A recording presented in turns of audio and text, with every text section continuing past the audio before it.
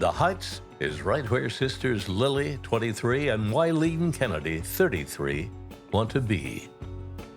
Wileen was a stained glass artist and interested in arts and music, so it was a perfect place for her to move. She could walk to a club and listen to live music. Wileen and Lily's father, Jack Kennedy, also lives nearby in the Heights. My grandfather decided to go ahead and just walk over to the house, which was right around the corner. Something did not appear right because the front door was open. Wileen was laying on the ground at the entryway, and Lily was laying at Wileen's feet. He found both of his daughters dead. He called 911, asking for medical assistance. Each victim had different injuries.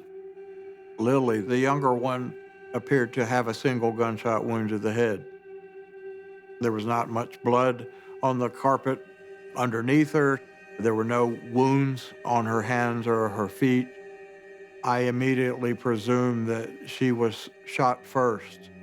Wileen had much more obvious, much more severe injuries. She had a gag in her mouth. Her undergarments were pulled down. There was more blood under Wileen's body. She had knife wounds on her throat. There was a wound on her arm that appeared to be a gunshot. For a father like Jack to walk in and find his children, that's beyond imagination. My uncle was shaking uncontrollably and crying uncontrollably. Oh, I don't know how he even stood up seeing that scene.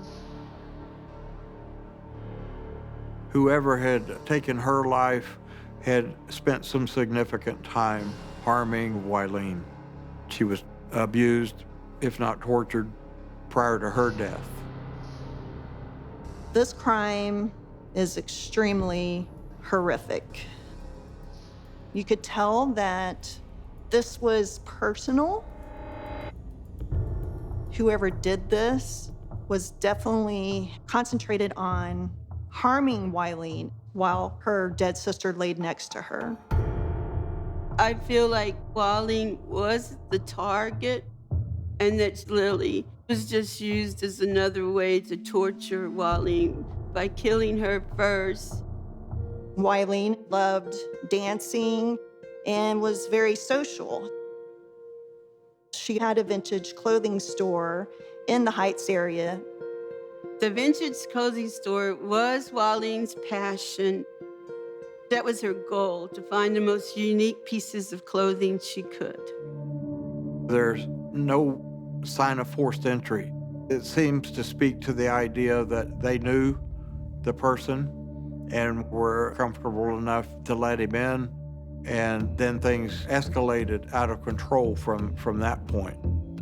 She was a very neat, tidy person, but the house was ransacked and things were missing.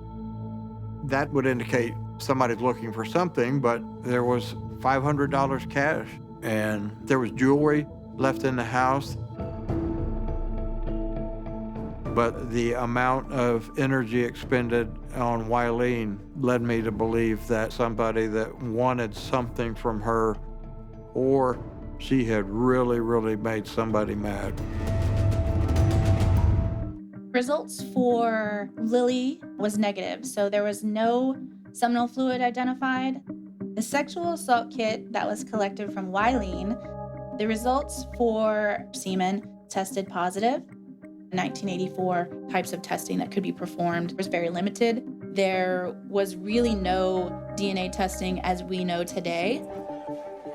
She was just a young, beautiful woman wanting to have fun in many ways and experimenting in many ways. Some of the people in the vintage clothing business were really, really into some cocaine dealing. Not to imply that she was a part of that, but had some associates that gave us pause. We spent some time pursuing leads that Wileen's ex-boyfriend had been involved with stealing some drugs from some people.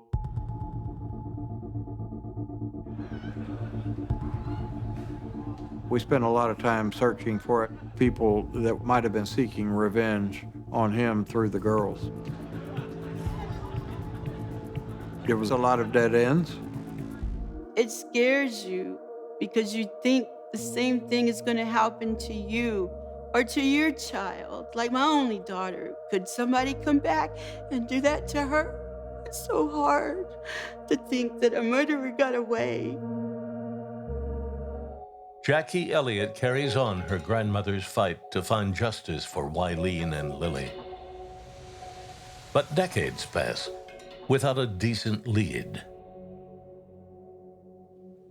There was a cold case unit in the Houston Police Department. When the cold case detective assumed this case, he checked and they found that there was still a viable sample of fluids that had been gathered by the medical examiner at the autopsy. They had actually developed a DNA profile on it. It turns out we had something substantial, physical evidence to connect someone to the crime. They added that DNA to a national database. Unfortunately, we never got any matches. Okay, we have someone's DNA, but we still don't know who it belongs to.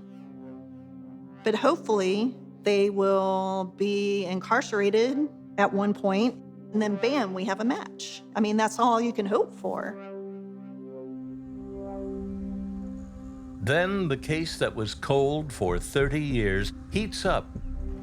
A defendant who had earned a very, very long sentence said, "I've got something to barter with for my freedom." He mentioned the Kennedy sisters, but he right away mentioned who had committed these murders. The name of the murderer was Edmund Deegan.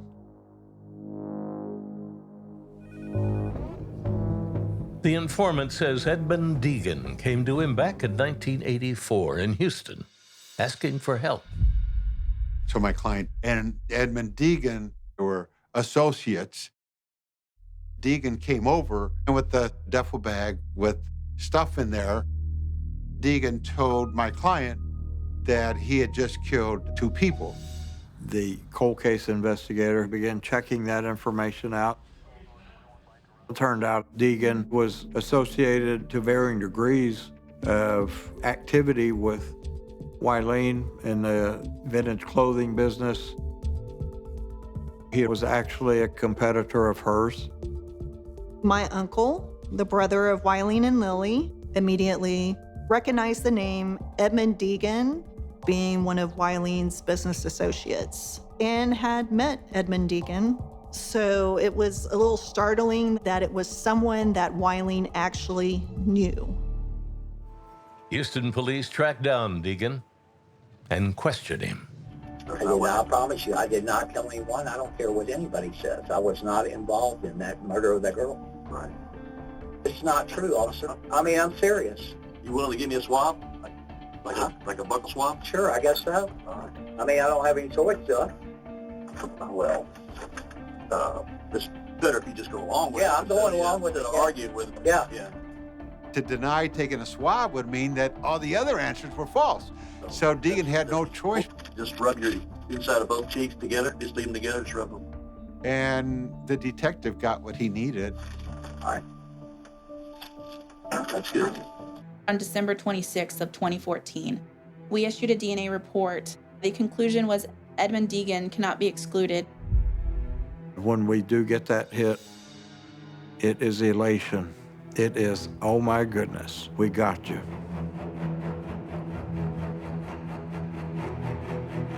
But the prosecutor was very clear to me that this case was going to be hard. Just because someone raped someone doesn't automatically mean they murdered them. Unfortunately, Other than the DNA, there's no other tangible evidence. Because prosecutors don't have a strong hand to play, they're forced to make a devil's bargain with a killer. The prosecutor was not able to connect Edmund Deegan physically to Lily's death, whereas Wileen had the DNA evidence on her body from that rape kit. The plea bargain was only pleading guilt to the murder of Wileen Kennedy. It dropped the rape charges and it did not list Lily Kennedy. My Aunt Lily is the unnamed victim in all of this. I was kind of thrown aback by the amount of sentence that he received. It's very difficult, the 15-year sentence. Was I happy with that? No. A human's life, to steal one and deprive one is worth more than that.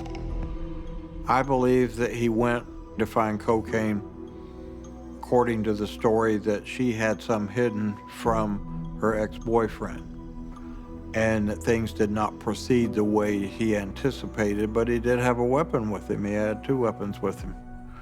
And when things went south, he ended up using those weapons. The news has Jackie and her family reeling. And there is one final injustice ahead. A Texas law let him out after serving less than 7 years of a 15-year sentence.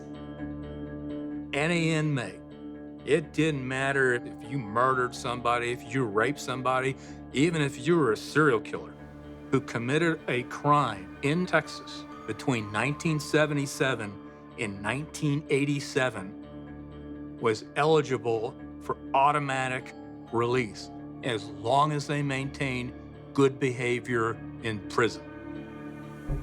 I guess they never thought that the after effects will haunt this state forever.